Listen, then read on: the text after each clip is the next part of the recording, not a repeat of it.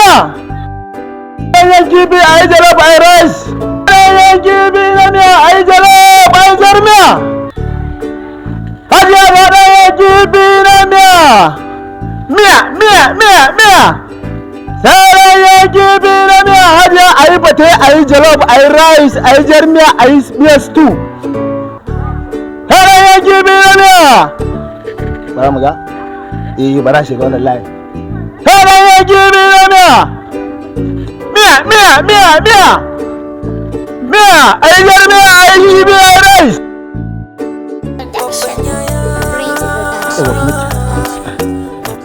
Kira ake. Yawwa. Baby. Kar ki samu damuwa. Ai yanzu saukata kenan a Dubai. Saukata kenan a jirgi. Kar ki samu damuwa. Yanzu haka na zo gun sai da motoci.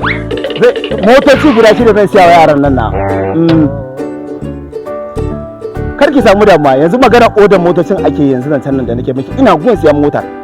Daga an gama siyan motar nan ina gama arrangin din komai. To fa ina dawowa Najeriya. A kar ki damu, ba 500 din nan ba? Aha, za a baki da matsala. Kar ki samu damuwa fa, baby. Ai zan saki ina na yare yar wasan Hausa ba tiwa sha. Ai ki kwantar da hankalinki. Kina ji? Ke ki faɗi duk irin garin da yake so, dizan ɗan waɗan sana. Su za su zo su yi miki ginin gidanki. Ha? Me da ki wanda ma hankalinki ki wanta da hankalinki ke? Na rantsi da Allah bari ki ji in ga miki. Duk irin kuɗin da yake da bukata da kan miliyan 100. Me kifi? 100, 200, 300. Inna lillahi wa inna ilaihi raji'un. Dan gwamna? No, ba shi bane ba. Ni na ga rayuwa ba kai kaman alƙawarin gida a Abuja ba? Ni? To da waye? Waye kika sha wallahi kwaye kice ta nuna miki da ranar Allah. Ba da kai yanzu muke waya ba kaka raina mun hankali. Wallahi kwaye kika sha. Kin ga bai wa Allah.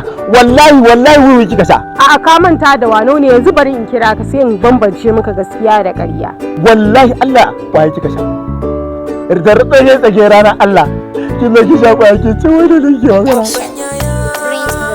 Yanzu wannan ne kwaye kika sha. Wallahi razu. Allah ba. Wallahi sabanin nan ba aka samu. Kai jama'a. An dai ya asara wallahi a daina ƙarya.